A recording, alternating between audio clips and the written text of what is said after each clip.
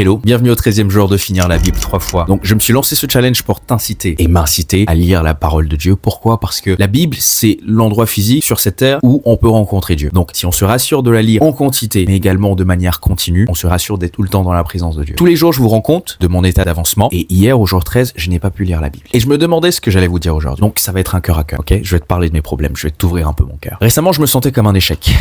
Parce que j'ai bientôt 26 ans, je n'ai pas pu intégrer le monde de l'emploi. La plupart des métiers que j'ai essayé, je n'ai pas aimé. Donc là, j'ai beaucoup de temps pour la création de contenu. Je veux d'un côté que ma vie serve le Seigneur, mais d'un autre faire un métier qui me plairait. Et j'ai longtemps hésité à faire le choix que j'ai fait récemment, un choix professionnel que j'ai fait récemment, à cause des yeux du monde. En grandissant, j'ai été un hypocrite, donc je faisais toujours mes choix pour être accepté. Donc ça m'a poursuivi même après avoir cru, et ça te pourrit la vie en fait, parce que d'un côté t'es pas toi-même, d'un côté tu fais les choses pour plaire au monde, ça m'a pourri la vie. Et même dans mon choix professionnel, j'ai fait le choix des études, de la carrière, parce que je me disais que ça pouvait être acceptable par la famille, acceptable par le monde, mais ce n'était pas moi. De cette perspective-là, je me sentais un échec. Je me disais, il a 26 ans, pas de copine, pas de voiture, pas d'appart, et je me disais, mais en fait c'est un échec. Puis le fait de lire la Bible m'a permis d'être dans la présence de Dieu. La Bible, c'est aussi un recueil d'histoires de la vie des autres. En lisant la vie de David, et en aparté, je m'appelle David, mais bon, Davis, façon anglaise, mais voilà, je m'appelle David aussi. En fait, je me rendais compte que la vie de David a connu des périodes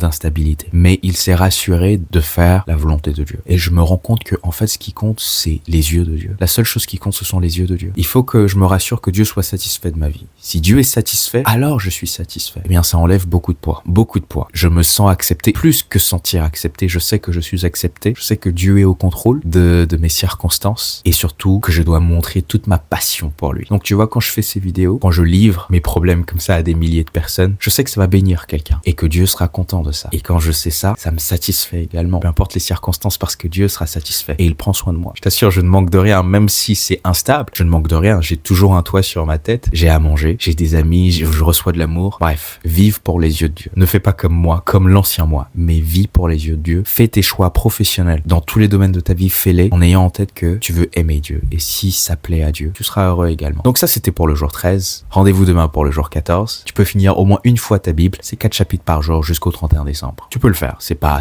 complexe. Allez, sois béni. Peace.